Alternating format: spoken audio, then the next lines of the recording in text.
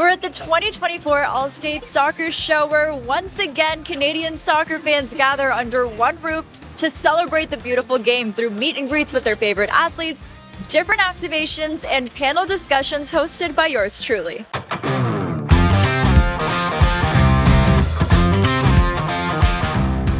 And the exciting news this year, the creation of the Northern Super League. Canada finally will have a women's soccer league. We will finally be able to see the best of the best playing right here in our backyards. And it creates new opportunities for young Canadian girls across the country. There can be more opportunities for Canadian girls and women across the country, not just in a few markets. Because we've got the third largest player pool in the world when it comes to girls and women, and not enough places where they have a chance to play professionally and to play pro.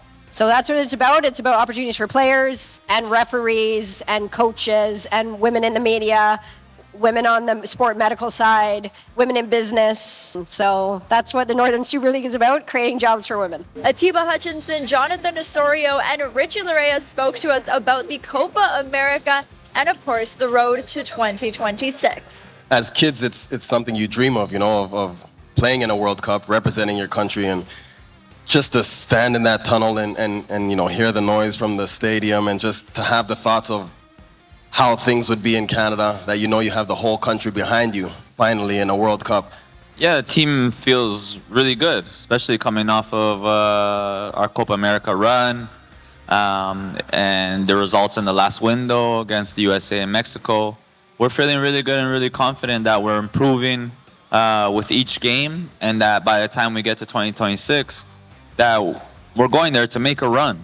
And Desiree Scott, Melissa Tancredi, and Robin Gale gave us an inside look at the future of women's soccer in Canada. Happy to be there. They're one of the first to have the first women's built stadium in the world. And so for me to have been there, I was playing on high school stadiums, dressing in my car, like we didn't have locker rooms, and now we have a beautiful stadium, training grounds just for us. And so you're really seeing the investment from an ownership perspective, people putting their money backing the sport, backing the game, which is what it's deserved. But you're really just seeing that now in sort of the last 5 years. So to see where we've been. I think the turning point for women's soccer in Canada was 2012 when we had our first podium finish at the Olympics. But what's been really important is having that succession and continuous podiums happening. So you could say it started in 2012, but we know it started even before that. But it's been about maintaining that consistency and that level throughout. And really now it's continuing to podium and eventually bringing home the World Cup. Thank you for joining us, and we'll see you next year.